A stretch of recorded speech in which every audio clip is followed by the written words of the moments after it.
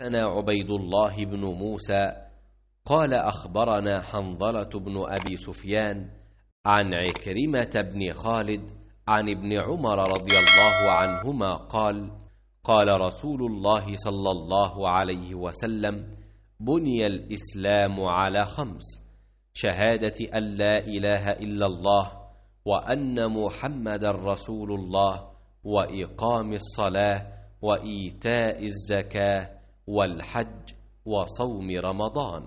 رسول اللہ صلی اللہ علیہ وسلم نے فرمایا، اسلام کی بنیاد 5 چیزوں پر قائم کی گئی ہے۔ اول گواہی اللہ کے سچے رسول ہیں، اور نماز قائم کرنا، اور زکوٰۃ ادا کرنا، اور حج کرنا، اور رمضان کے روزے رکھنا۔